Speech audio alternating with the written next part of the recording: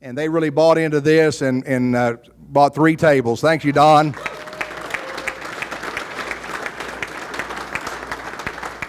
Of course, the rivalry's not there now, but I imagine in the old days it used to be tough being a Cornhusker in Oklahoma. But yeah, especially Coach's last few years, right?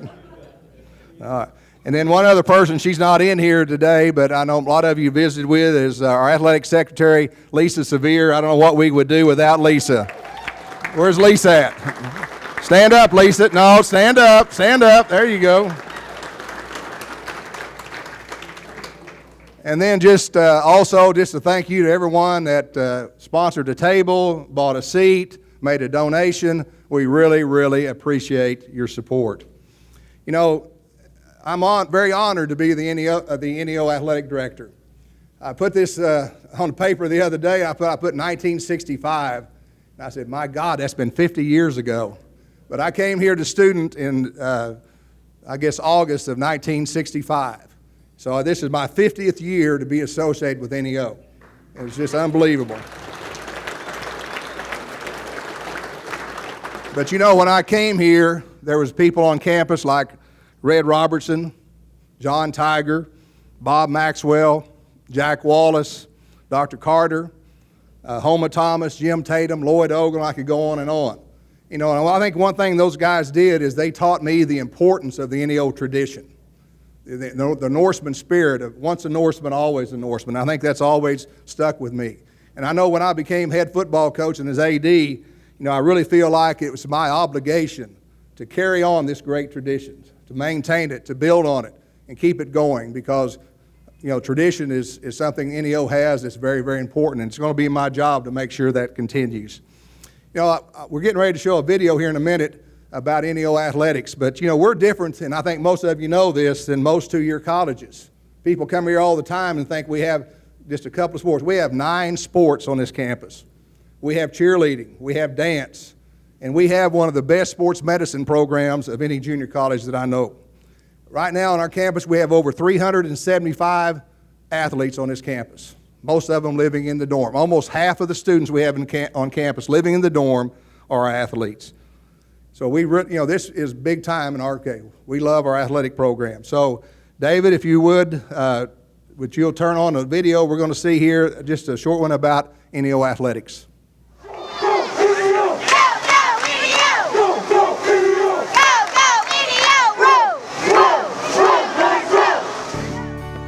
For almost 100 years, the rallying cry, Go Go NEO, has stirred the hearts of students, employees, and community supporters of northeastern Oklahoma A&M College. Fans of both the Golden Norseman and Lady Norse athletic teams have cheered NEO students as they excelled both on and off the field and empowered generations of students to chase their dreams. NEO's reputation for excellence began in the 1920s when students at the Miami School of Mines organized and coached their own football and basketball teams, and intramural sports gave every student the chance to channel school spirit into both athletic and academic achievement. In the 1930s and 40s, NEO's blue and gold tradition grew into a symbol of pride and opened doors for thousands of young people hoping to pursue a better life. By the 1950s and 60s, the phrase, neither the timid nor the weak shall inherit the Norse tradition, had come to embody the spirit of NEO athletics, as Coach Red Robertson led NEO's Golden Norseman football team into the national spotlight with a handful of national championships and several junior college Rose Bowl appearances. With so much national attention focused on the banks of Tar Creek, more students than ever were welcomed into the NEO family to join the ranks of the Golden Norsemen. By the 1970s and 80s, NEO's basketball teams were sustaining the college's tradition of athletic excellence, culminating in the 1989 Men's Basketball National Championship. During this time, the women's basketball program also thrived, providing the Lady Norse a lasting reputation as both powerful competitors and shining examples of how the responsibility to be great is an enduring quality of NEO athletics. NEO's athletic program continues to carry our tradition of excellence into the 21st century, as NEO softball dominated their region as the 2015 national runners-up, just 1 year after NEO wrestling brought home a national championship title. For Golden Norsemen all across the country and right here at home, NEO Athletics continues to renew our blue and gold tradition by offering more intercollegiate athletic teams than any other junior college in the state of Oklahoma. When we hear the cry, Go Go NEO, we know we're a part of something special, something that has been around long before us and will last long after we're gone. This moment is our chance to carry this tradition forward.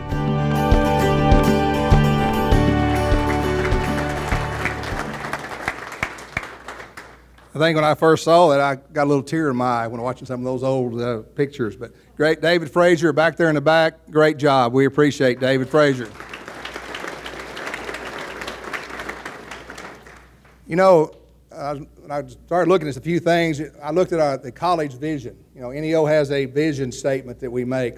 And one thing it says in the statement, besides academics and a few other things that are very, very important, it mentions that NEO wants to have an intercollegiate athletic program that's second to none. And we really appreciate that coming from our administration and our campus here, and that's our goal as coaches, to have that kind of program. Just to give you an example, and I think we're pretty close to being there. The last 3 years, every sport that we have has won a region or conference championship. Every sport the last 3 years. We've had 7 conference championships, 5 regional champs, 3 district champs, and we've been to the NJCA national tournament 6 times. And of those 6 times, we finished 5th twice, had 1 national runner-up, which was softball last year, and a national championship in wrestling 2 years ago. I think that puts down, we think athletics is second to none in this college. And really, you know, you look at why has that happened? Well, I think it's happened for several reasons. One, it's happened because we've had great support from our administration and our Board of Regents. They understand the importance of athletics and what we're trying to do. We've had tremendous community support and tremendous support from our alumni. Very obvious when you see the number of people's here today.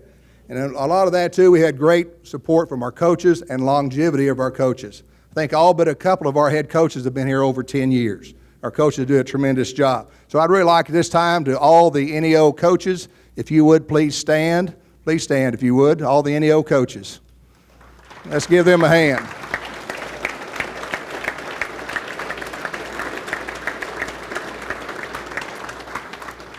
Okay, at this time we're getting ready to move on. I know everybody's getting hungry, so we're getting ready to have a prayer here in a minute and we'll eat. But this time I'd like to introduce the young man that's going to do our prayer. Come on up here, Stub. You can be walking this way.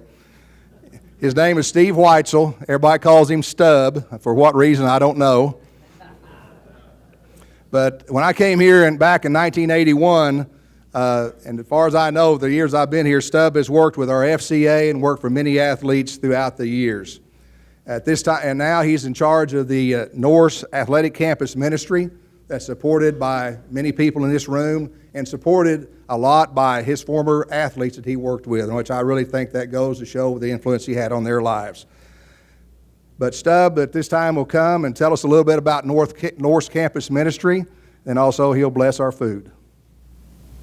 Thank you, Coach P. Like you said, I came back here at the same time as Coach Patterson did, and immediately became involved with FCA. There was no FCA club here at that time, and so I took that role and carried it for 25 years.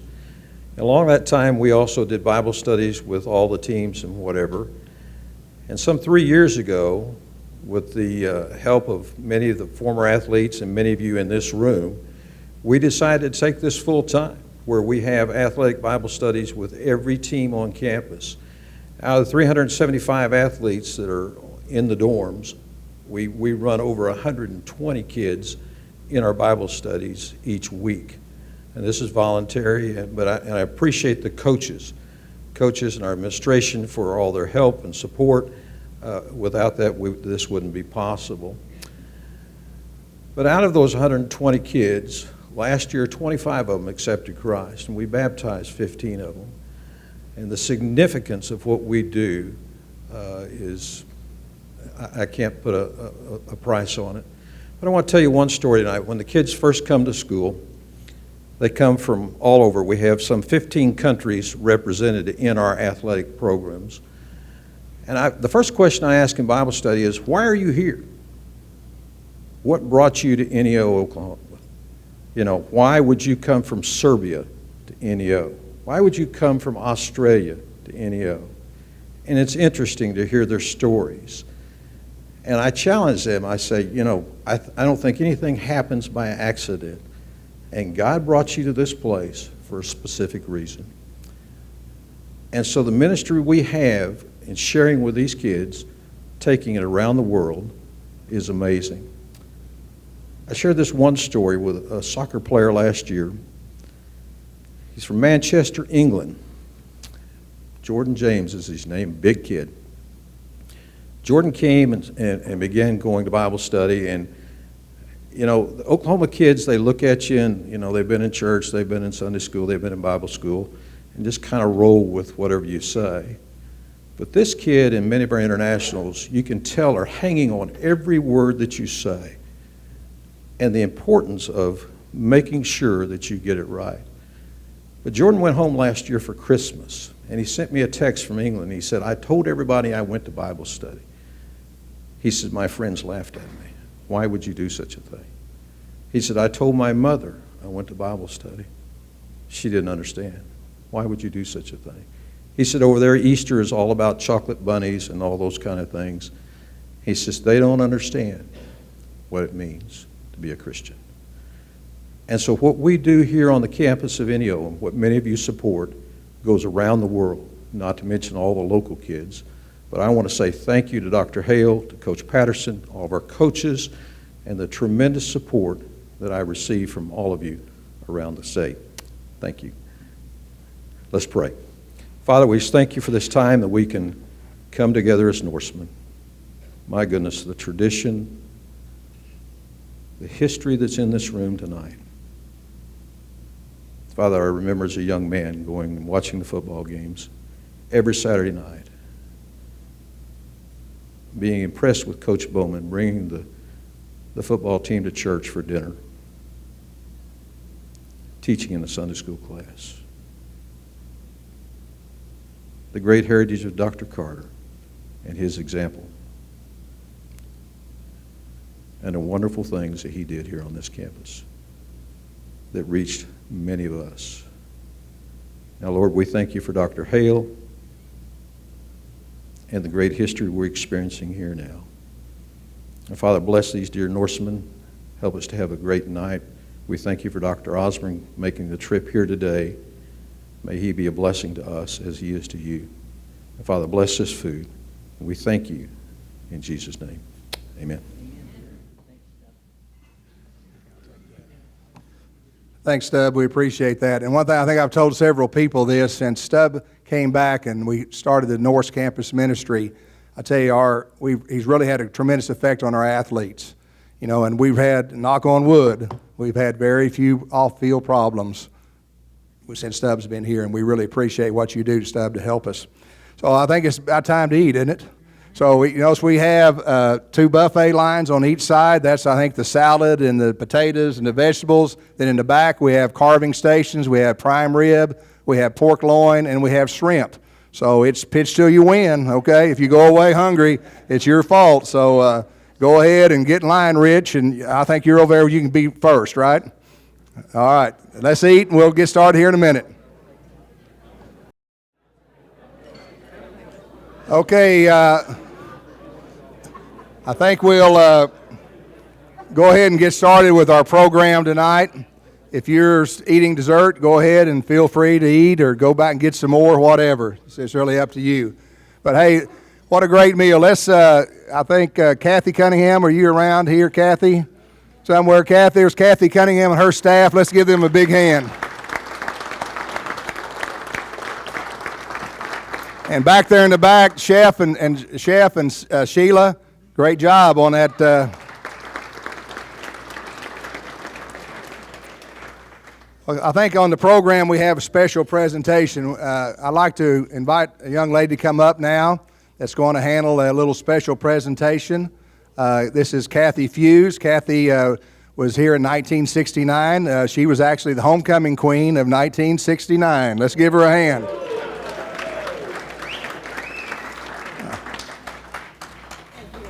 Thank you, Coach. My table was giving me a hard time because I hadn't really written down what I was going to say, so if I kind of go this way and that way, I hope you won't mind.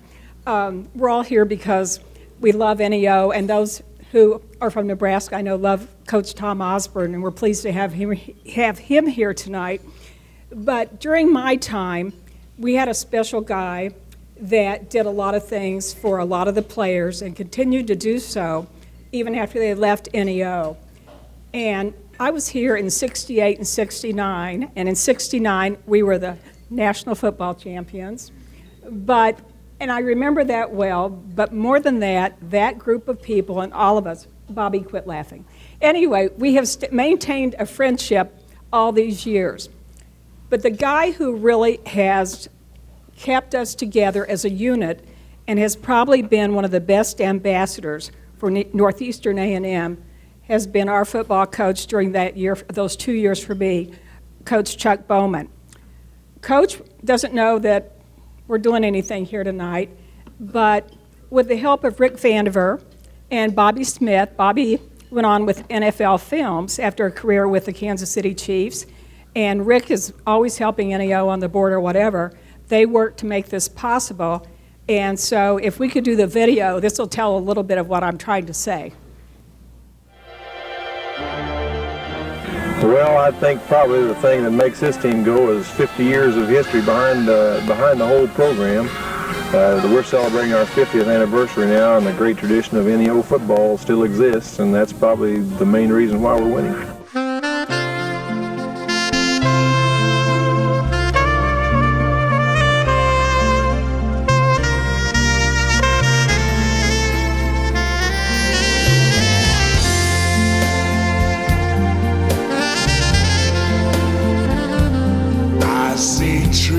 Of green, red roses too. I see them bloom for me and you, and I think to myself, what a wonderful world.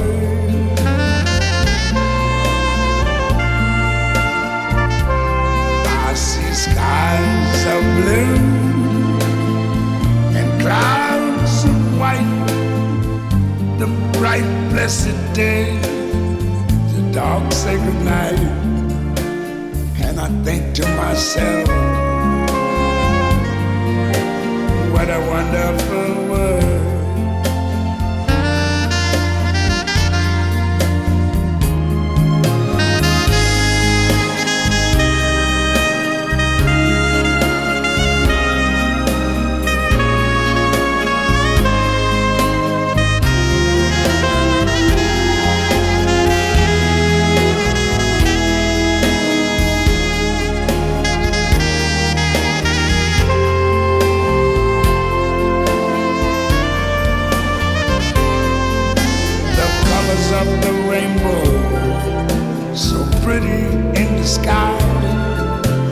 Also on the faces of people going by, I see friends shaking hands, saying, how do you do?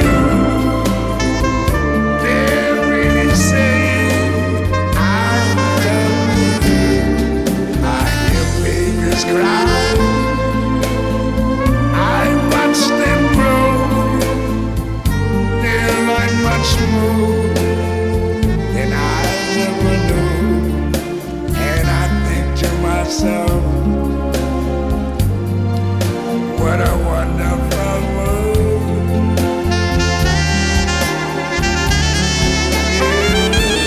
Yes, I think to myself, what a wonderful world.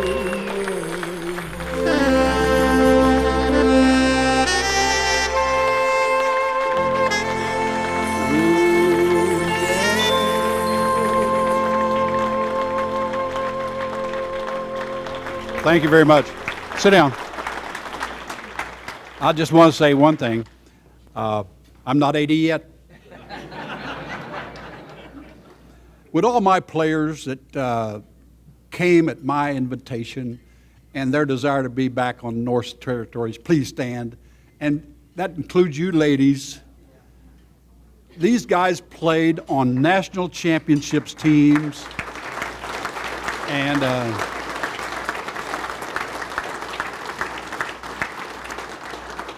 And Coach John Tiger, you stand up, please. Coach Dick Gwynn, these are a couple of coaches. And Ray Judkins. There are three of our coaches that are here. And it blesses me so to be back on Norseman ground. Dr. Hale, congratulations on a wonderful evening. I just can't tell you what it's been like in my life to be a part of this program. It's given me much more than I've given it. So thank you.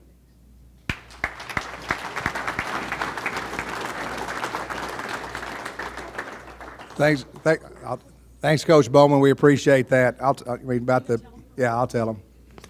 I think for everyone who'd like, after the banquet's over, the cake and everything will be back in the blue and gold room, which is out this door on the right. If you'd like to come over there and celebrate with Coach Bowman, you're sure welcome to do that when the banquet's over. Coach, you had a lot more wind than I thought. Good thing we didn't put 80 candles on there, though. If we'd put 80, I think you'd have passed out before you got to them. Okay, at this time, I'd like to introduce the president of our college, Dr. Jeff Hale. I think this is in your 8th year, right, Dr. Hale? 8th year as president. What I like about Dr. Hale, he's a former student of a 2-year college. Went to El Reno. I think he understands junior college and junior college students and junior college athletics. He's also a former athletic director, which I think really helps. But if you look around the campus, many people today said, boy, this campus is nice. Well, since Dr. Hale's been here, we've invested over $40 million in this campus. So I'd like this time to introduce the president of NEO, Dr. Jeff Hale. Thank you, Dale. What great news, more dessert after dinner, so we can slide over to the blue and gold room. You know, traditions are a beautiful thing, but there is no guarantee that they'll be around forever, right? And that's what makes us so proud about being in this room tonight, is that we're here because of tradition. Tonight, I get the privilege to be able to recognize some of the folks that have made traditions, some who have created memories, and most importantly, many that have changed lives. I'm going to start with a few folks that are with our Hall of Fame, and then I get the very distinct pleasure to introduce Dr. Tom Osborne to you. Class 2, 2009 Hall of Fame, silky smooth receiver from Catoosa, Oklahoma. Team captain here, went on to be team captain at the University of Colorado, Mr. Don Pittman. Don, stand up for us right here. Thank you, Don, for being here. Also from the class of 2009, you've met him, a 2-time national champion, longtime FCA director in the state of Oklahoma. We love him. NJCAA Hall of Fame, Coach Chuck Bowman. Chuck? And our third member from the class of 2009, hard-nosed, tough-minded, mean-spirited, I think that's right, mean-spirited, one of the few men on the planet to wrestle Danny Hodge and live to tell about it, Coach Ray Judkins, right there. Ray, stand up.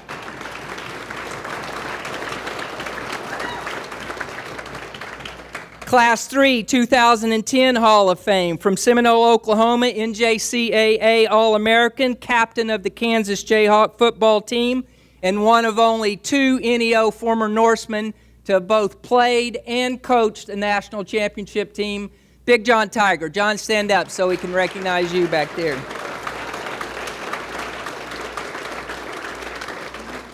The silky smooth golden voice of athletics in Oklahoma, longtime contributor and supporter of NEO athletics, a member of the $100,000 club here, Mr. J.V. Haney. J.V., stand up where we can recognize you. Thank you, sir. Class 4, 2011, local legend, longtime president of our booster club, a man that truly needs no introduction here locally, but we're going to give him one anyway, Mr. Dick Lillard. Dick, stand up so we can recognize you. Thank you, sir. He said he'd been here 50 years, so he showed up in 1965 from Okmulgee, Oklahoma, a student athlete, probably more student than athlete if the truth be told, from what I hear, Dale. But here he is 50 years later. We haven't been able to kick him off the curb. He's still here. NJCAA Hall of Famer, 3-time Coach of the Year in the Southwest Conference, Dale Patterson. Help me thank Dale Patterson. Yeah.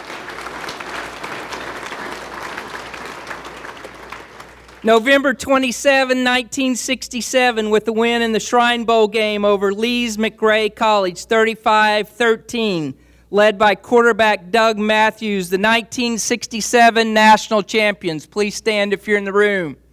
There you are, right there. Yep. With a perfect 10-0 record and a convincing 26 win over Arizona Western, led by Driscoll, McGill, Coakley, Harrison, and the crew, the 1969 national championship undefeated team. Please stand, along with the coaches.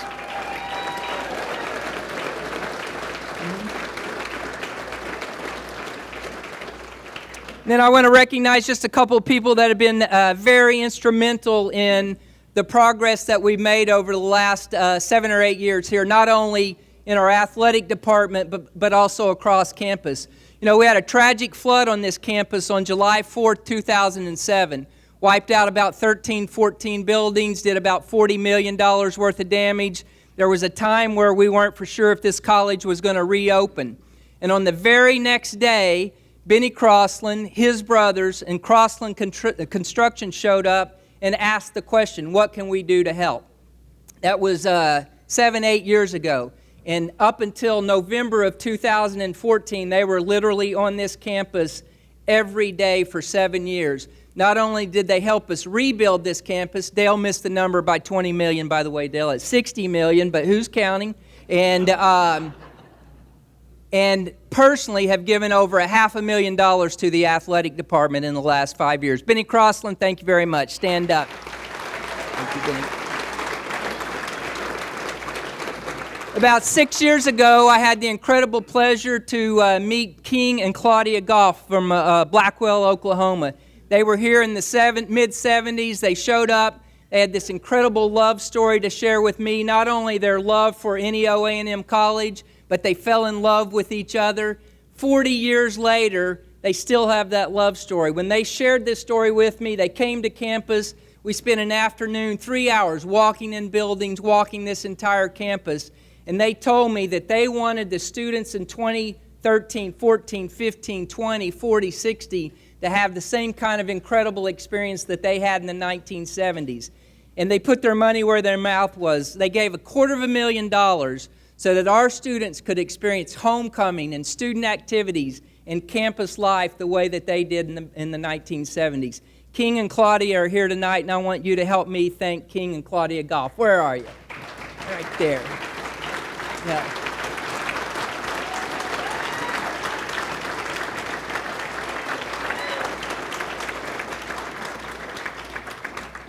1985, we started a foundation. It grew slowly. In 2005, we had $600,000 in net assets. Today, we have over $6 million in net assets in our foundation. And for the first time in the history of our college, we gave away over $100,000 in student scholarships this past year. We have several foundation board members here. I want to take a second to briefly introduce those. The chairman, Miss Anna Milligan from Tulsa, Oklahoma. Stand up, Anna. Thank you. Past chairman, Miss Phyllis Worley, please stand up, from Oklahoma City, Oklahoma, sometimes Tulsa, Oklahoma. We have Rick Vanderveer, who serves as our secretary and treasurer. Rick, stand up. Thank Rick for his work. Some local people, Mr. Art Cousat. Art, thank you very much for all the good work that you do. Miss Carol Calcagno, is she here tonight? There you go. Thank you, Carol, for being here. And by the way, in case anybody didn't notice walking into the facility, we're in the Calcagno family ballroom, named after Carol and her family. And then last but not least, Mr. Rob Kimbrough from First National Bank. Where are you, Rob? Are you with us here tonight? Oh, Miss Carmen Couch. Miss Carmen Couch right there. So thank you all very much. At this time, it's my pleasure to be able to introduce to you Dr. Tom Osborne. Coach Osborne spent 42 years as a college football coach and athletic director, but Coach could play a little football too. In 1955, he was voted the High School Athlete of the Year in the state of Nebraska. He went on to play quarterback at a small college called Hastings College in Nebraska, And in 1958 and 1959, he was voted the Collegiate Athlete of the Year in the state of Nebraska. Coach Osborne and the Huskers won 12 Big 8 titles. They won one Big 12 title. And in 1994, 1995, and 1997, they were at the pinnacle of college football by winning national championships 3 of those 4 years. Some people say, and I would probably tend to agree, that his 1995 team, the greatest college football team in the history of college football, Coach.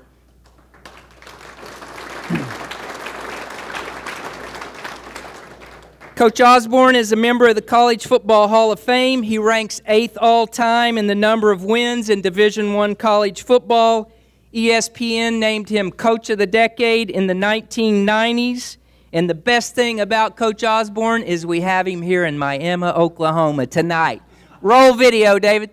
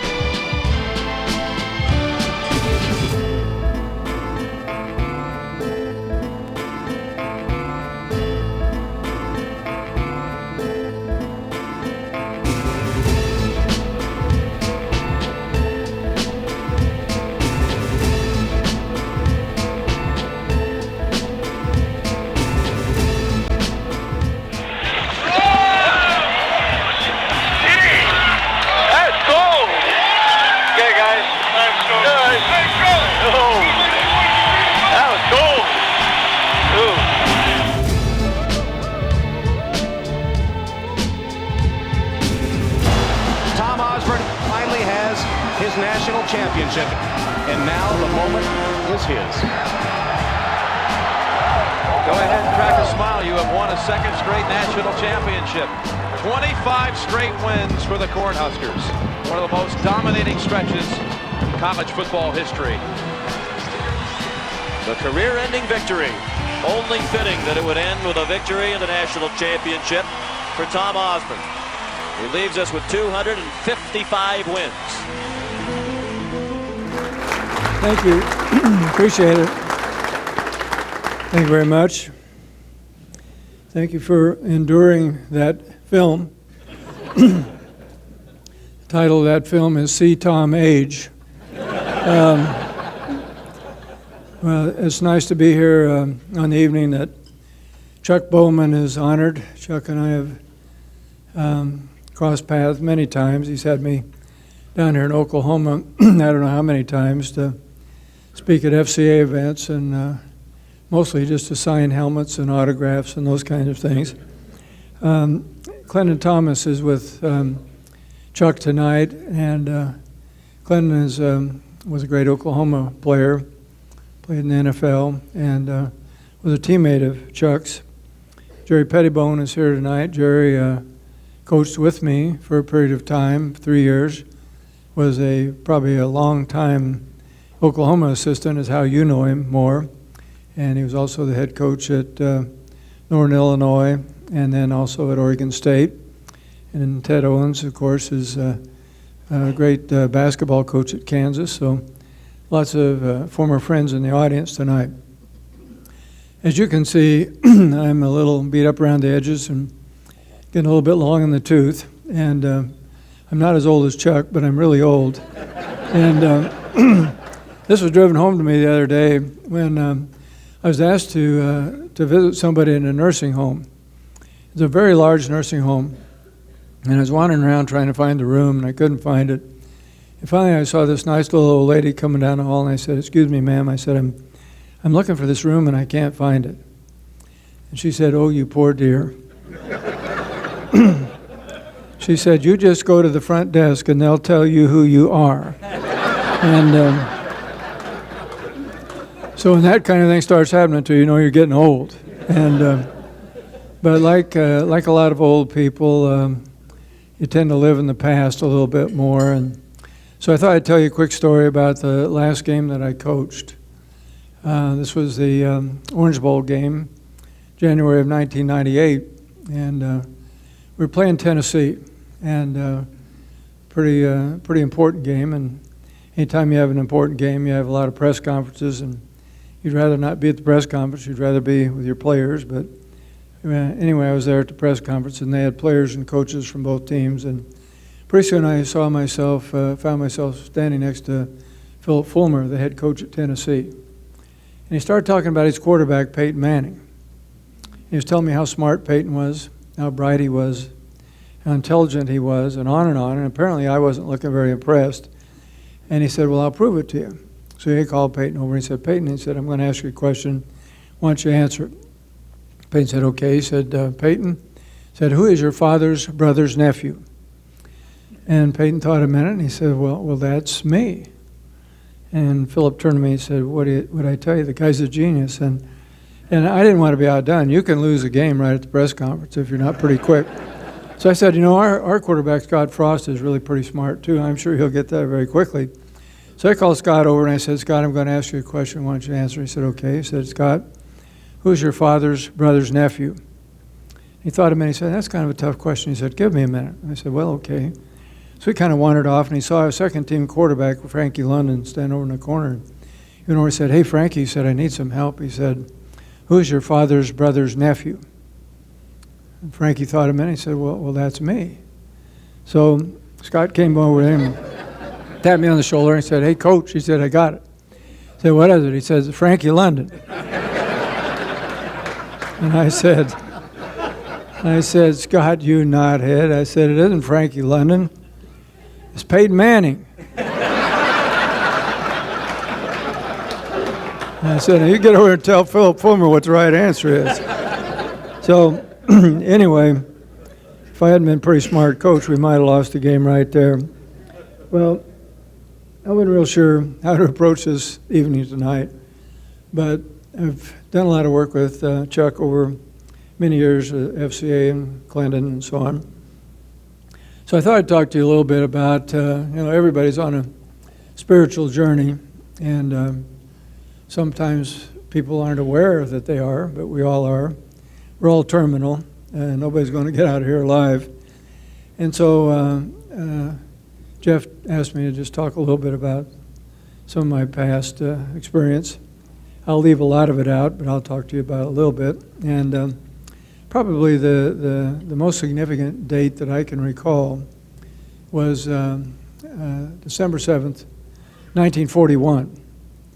I was 4 years old, and I was sitting in my grandparents' living room.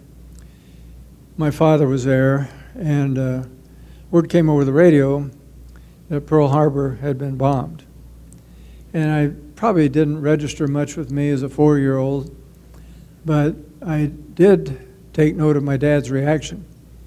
He jumped out of his chair and he said, I'm going to get into this thing. And I think he was 37 or 38, so he was beyond draft age. He had a wife and 2 kids. He didn't have to go, but he went. And so he was gone for 5 years. And he left when I was 4, and he came back when I was 9.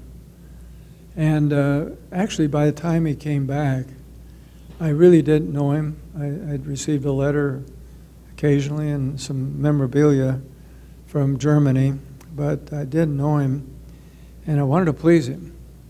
And he loved athletics, and so whatever sport was in season, I played it. Football in the fall, basketball in the winter, track in the spring, baseball in the summer. And so that was kind of my way of trying to connect with him. And it wasn't so much a case of me wanting to be good, it was more a case of my having to be good. It was a little bit neurotic, actually. And so time came to get out of high school and go to college. And I really liked football, and I liked basketball, and I had a chance to go some places in both sports. And University of Nebraska offered me a football scholarship.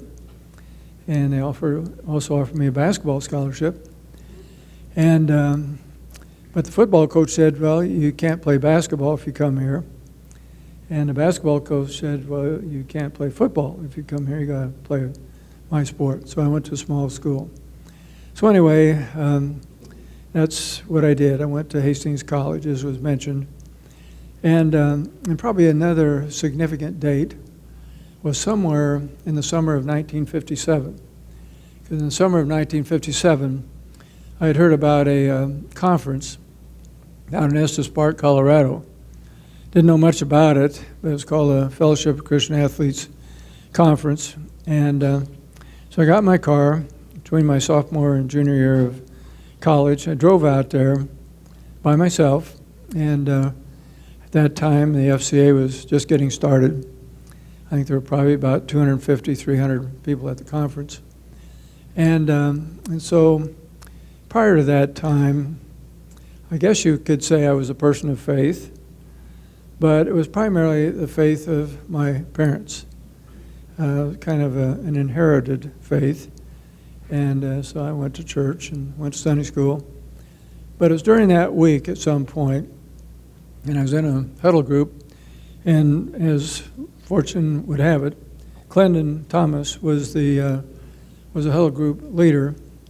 And sometime during that week, I can't give you the exact moment, I decided that this is what I wanted to do. This was no longer going to be something that maybe my parents wanted me to do, but this was something that was my decision. And so I decided at that point that I would follow Christ, and I've never turned back from that commitment. And during that week, I read a verse of Scripture that was kind of meaningful to me. It was out of the book of Matthew. It said, if any man would save his life, he will lose it. And I began to reflect on it, and I realized that I had been trying to save my life through athletics.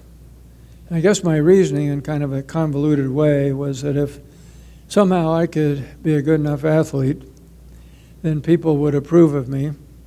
And if enough people approved of me, then I would be able to approve of myself. Because you see, back in those years when my dad was gone, I was the only kid in my school that didn't have a dad at home. Because all those kids' dads were beyond draft age. I remember how somehow I felt insignificant. Somehow I felt unworthy. And I guess when my dad came home, athletics was my way of compensating, of somehow being a person of worth. I began to realize that, what I had been doing was the most important thing in my life was athletics. And so that verse of Scripture said this. It said, if any man would save his life, he will lose it. And I realized that we can all plug in the gaps. Later on, the temptation was to win football games. I had set a goal by age 35, I wanted to be a head coach at a major university. That ambition sometimes could be the way I was going to save my life. An advanced degree, a certain amount of money, you name it. You guys can recognize the things that you're tempted with. And so the other half of the verse of Scripture was pretty meaningful to me. It said, if any man will lose his life, for my sake he will find it.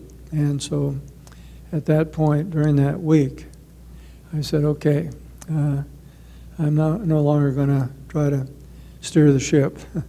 I'm no longer going to try to save my life through athletics. I'm going to serve you. I'm going to honor you. And that has made all the difference. I wish I could stand up here and say, well, I've been a perfect person. Certainly haven't. There's been times when things haven't probably gone quite the way they should have. I'm going to very quickly just trace a few things that seem to make a difference to me. I think if you choose to honor and serve Him and you put Him first, there are at least four things that I've observed in my own life as I've watched others that seem to make sense. The first thing I think that you'll find is that life will begin to have a sense of purpose and meaning and significance.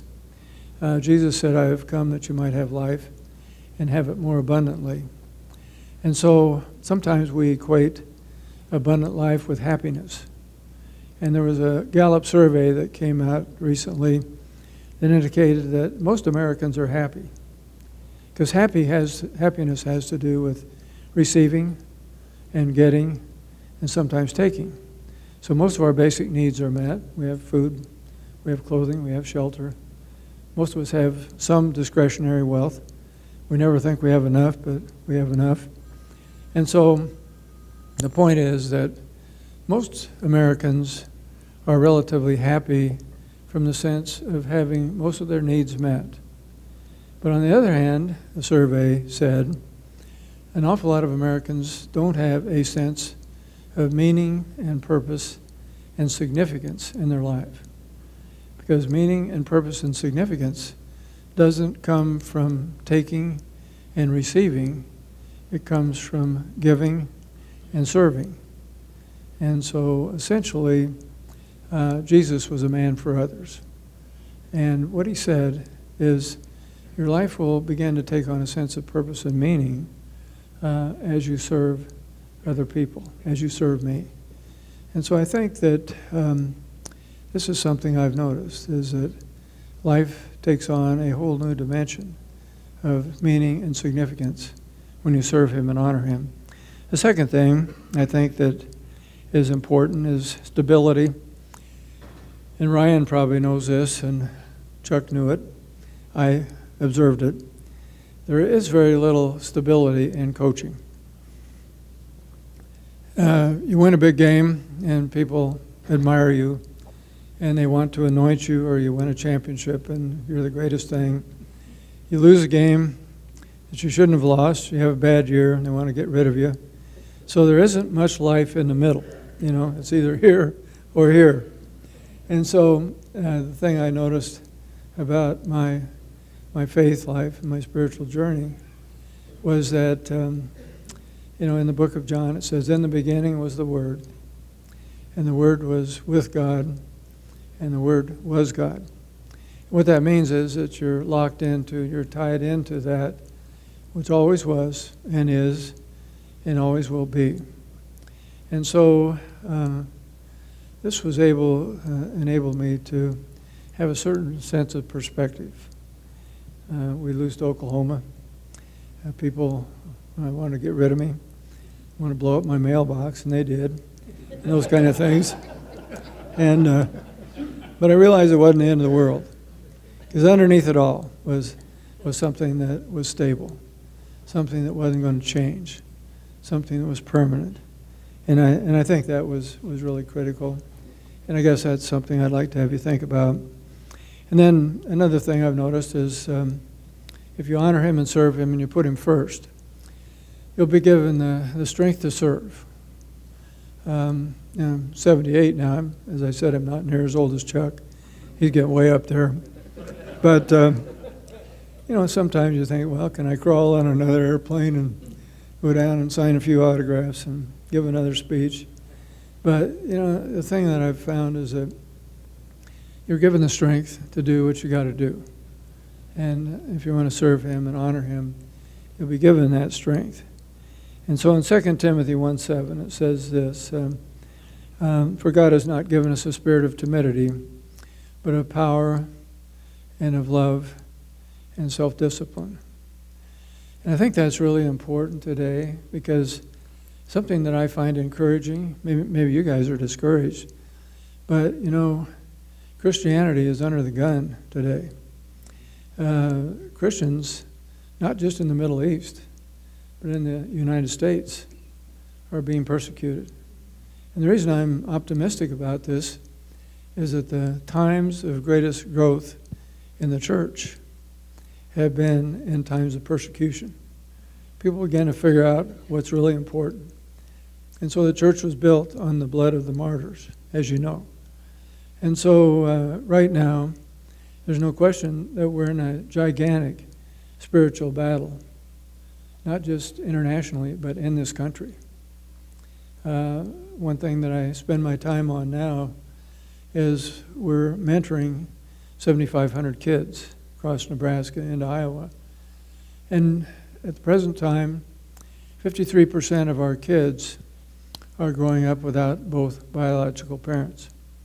When I started coaching in 1962, it was about 6%. There are 26 million fatherless kids in our country today. And those kids don't have near as much chance as kids who have fathers. And I began to coach more and more of those kids. And I began to see how difficult that was. So there's a spiritual battle, and you'll be given the strength to do what you have to do. And then finally, and the last thing I'll mention here, before Ryan and I go through some questions, I hope he asks me something I can answer. I used to give him a quiz, and now he's going to give me one. But the last thing I'll mention to you that I think is important and something that I've discovered on this spiritual journey is this idea of grace. For God so loved the world that he gave his only Son, that we should not perish but have everlasting life. And so I think the important thing to remember is that Jesus came to explain what God was like. And he told this story that was pretty impactful to me and lots of other people about this young man who was growing up in the Middle East. And he said, I'm tired of waiting for my inheritance, and I want to have it now. Well, that's the ultimate insult to your parent. Because essentially, when you want your inheritance early, you're saying, I'd get out of the way. I kind of wish you were dead. In the Middle East, you just didn't do those kind of things, but this guy did. So he took the money. The dad said, okay, give him his way. And he went away to this far country. Don't know which one it was. And of course, when you have money, you can attract quite a few friends. And so he spent his money in riotous living. That's all we know. And then, of course, the money ran out, and the friends ran out. They always leave at that point. And he ended up hiring himself out to feed some pigs. And that was the only job he could find. And he began to realize, my dad's servants back home are doing an awful lot better than I'm doing, slapping the hogs here in this country. And so he starts back home.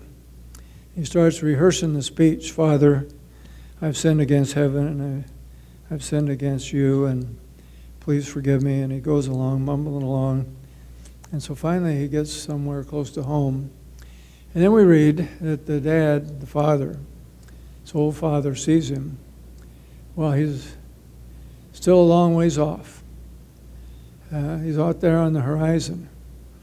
And so instead of blaming or castigating or punishing that son, he runs to meet him, and he puts a ring on his finger and a cloak on his back, and he says, let's kill the fatted calf and let's have a big feast. For the son of mine who is lost is found. The son of mine who was dead is alive. And so the reason that's an important story is that throughout history and throughout many faiths that are in the world today, the notion of who God is sort of this stern, distant figure that somehow is out to zap us. And what this story tells us is that that's not what God is like. No matter what you've done, no matter where you've been, you're bought with a price. You're loved with an everlasting love, and you'll never be forsaken. And so I noticed in the lives of my players that sometimes when they had that knowledge, the notion that they were loved with an everlasting love, that they were forgiven for whatever they'd done, that great things began to happen. And I've had an awful lot of guys who were headed right off a cliff who somehow did a U-turn and made a dramatic difference in their life. So just a few thoughts that I had tonight that were brought to mind because of that experience I had back in 1957 at a FCA camp, and Chuck was there, and Clennon was there, And they were certainly part of that week that was important. So I guess every one of us is on a journey of some kind. There are lots of twists and turns, but at least that was an important juncture to me, because it certainly saw me through 36 years of coaching, heaven forbid, 6 years in Congress, which is an insurmountable difficulty, and a few years as an athletic director, and on and on. So thank you for listening, and thank you for having me. And now I'm going to try to answer Ryan's questions. So come on up, Ryan.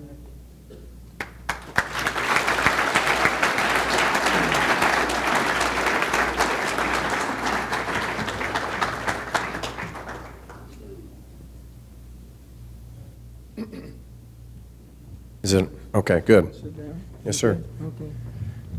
Well, Coach Osborne, I can't reiterate how appreciative we are for you to come here on behalf of NEO and all the alumnus and athletics and community people, how much it means to us to take a day out to come down and be a part of our night and be a Norseman for a day.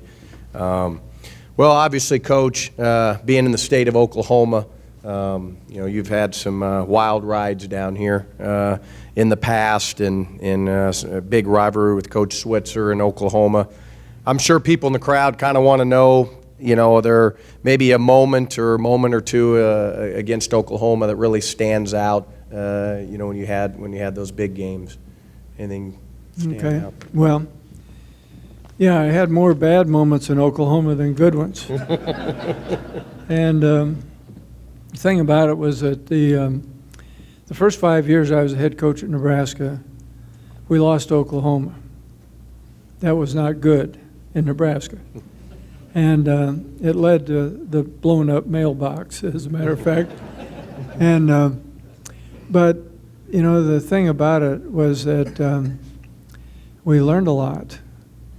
Playing Oklahoma, they were running the wishbone at that point. And so we would play all these teams, and then we'd hit the wishbone, which was entirely different than anything else that we had seen. And we had 4 days to get ready for it. And sometimes we didn't do a very good job of getting ready for it. And they had great players. And so one thing that I guess I learned from that experience was dealing with adversity. And it seems like when people encounter adversity, they react in one of three ways. One is to quit.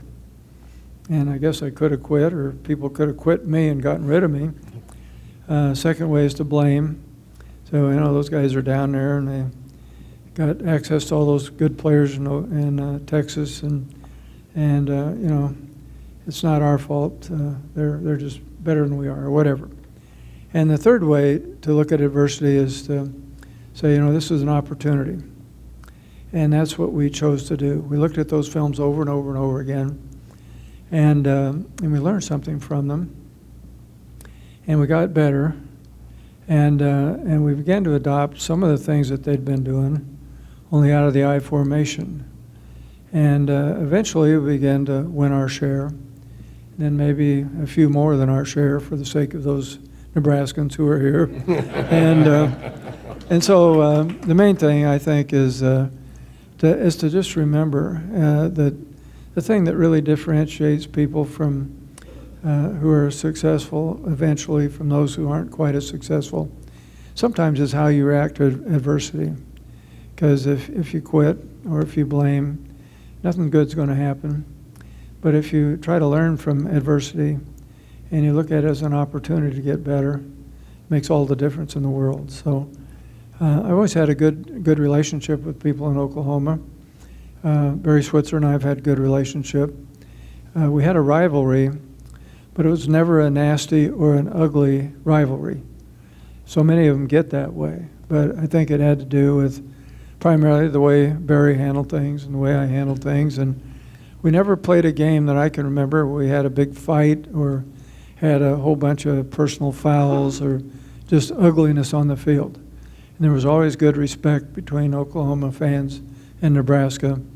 And I think that was really one of the healthiest rivalries in all of football.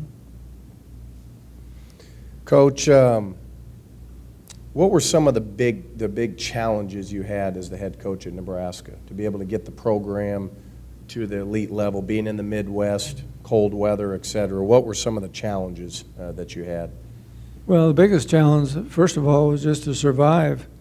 Because if you look at the history book, the guy that follows Bear Bryant, the guy that follows Woody Hayes, Bo Schembechler usually don't last very long. And I was following Bob Devaney. And Bob Devaney was coming off of 2 national championships in his last 3 years. So that was the standard. And so we'd go 9-3 or we'd go 10-2, and that wasn't good enough. And we lose to Oklahoma, and that wasn't good enough. So just simply keeping your head down, keep plowing, and not to get discouraged was part of it. And I think that was a big deal. The thing to remember that in Nebraska at that time we had 1.5 million people. Today we have 1.8. And we didn't have any population center that was real close to Nebraska where you could get a lot of kids in on unofficial visits. So right now, if you're at USC or if you're at Tuscaloosa or in Auburn or Florida, you've got 10, 15 million people within a 3-4 hour drive. And you recruit them on official visit, they come in, but you're going to have them on your campus 10 or 12 or 15 times at basketball games and other events.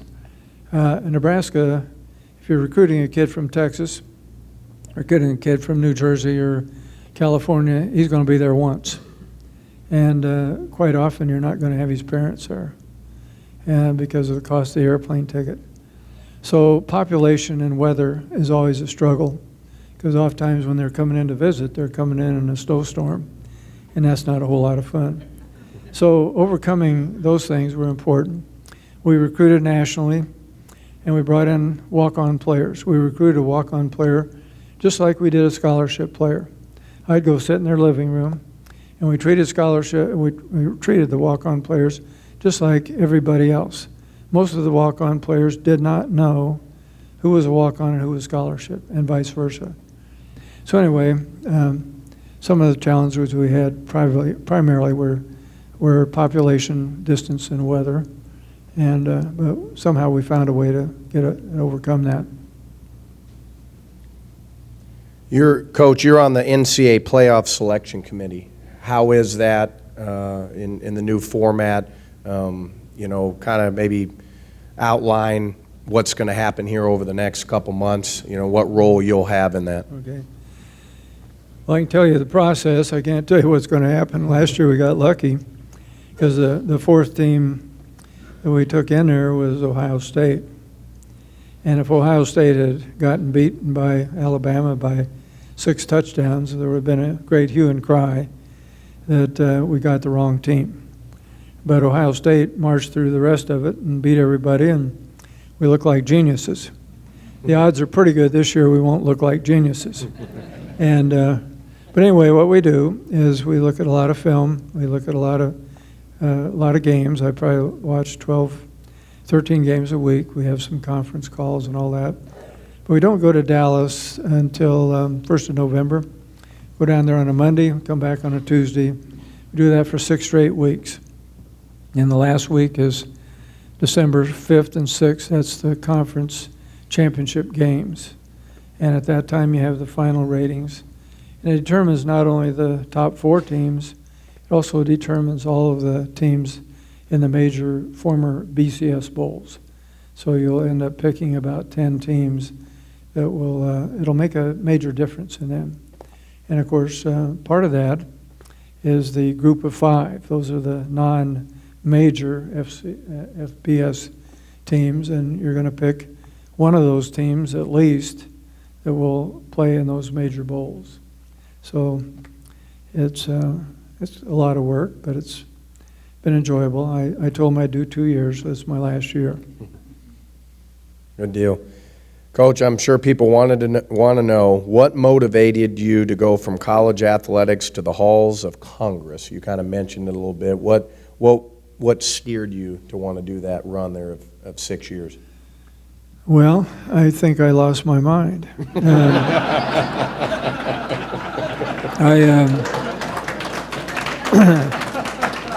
I watched the debate last night, and it reminded me of this political forum when they had these three candidates, and they gave their political spiel, and then this one guy in the crowd stood up and he said, "Okay," he said, "that's fine.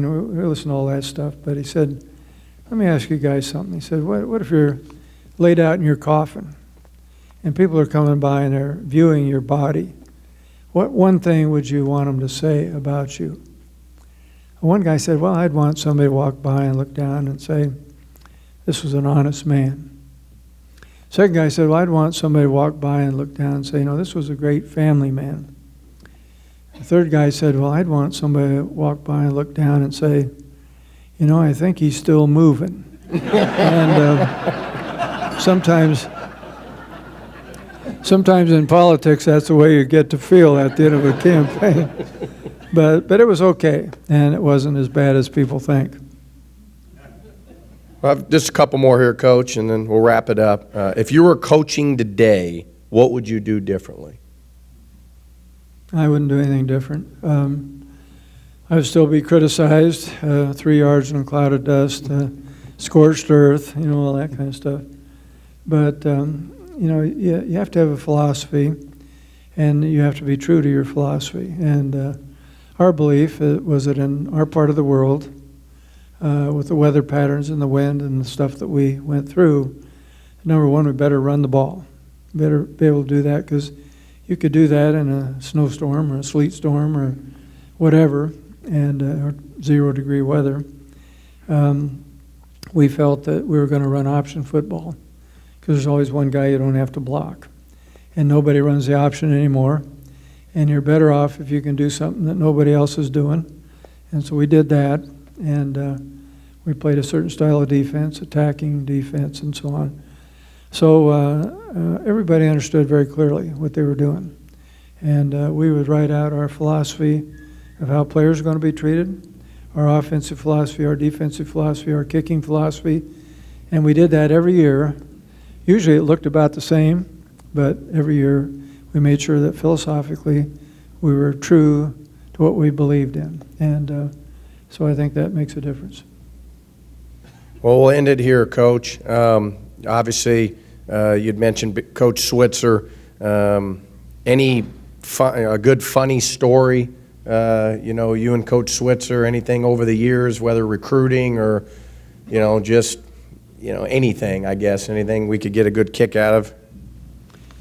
Well, I remember one time we played in Lincoln, and we were able to win the game. And Barry came out, and of course there were fans all over and everything. And I reached out to shake his hand, and he disappeared. Somehow he got knocked over, knocked down, and I never saw him again. I kept looking. I looked all over. I couldn't find him. I don't know what happened, but I know he's still alive, and we still talk. And one day somebody wanted to do a fishing show. So we went down to some lake on the Oklahoma border, Texoma or someplace, and it was colder than heck, And we were out there for about an hour and a half, and Barry was getting cold, and he called it off, And I don't think they had enough on the film to make any kind of a fishing show, because I don't think we even caught a fish that day. But that was our only fishing adventure. But we always had a good relationship, and he's well received in Nebraska. And most of the time, I've been pretty well received in Oklahoma. So, good relationship. Well, Coach, I think that's all the questions. Again, from my behalf, personally, thank you so much. And we appreciate you coming down, and I know everybody here is appreciative as well. So have a safe trip home. And I appreciate it. Just let me say that, Ryan played at Nebraska and was a graduate assistant coach for a period of time. I was always impressed with his work ethic, and very bright guy. And He didn't run a 10 flat 100 meters, unfortunately, but he was a guy that always impressed me with his knowledge of the game and the way he worked at things. I'm sure he'll do a great job here, so you're lucky to have him. And Jeff, I want to thank you for all that you've done here at UNO, and Chuck for your contribution. And so it's been a nice evening, and with that, I'm going to get on an airplane and get back to Lincoln. So thank you very much.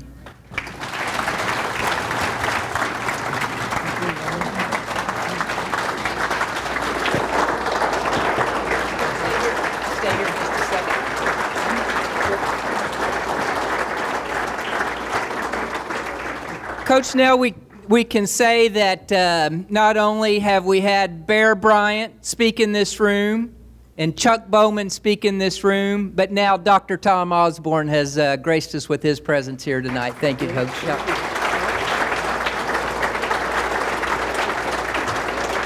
As a token of our appreciation, we want to present you with this small statue of our most treasured gift, Odin, casted by Dr. Nick Calcagno many years ago, and so we're honored to give this to you tonight, Coach. Thank you very much. Thank you.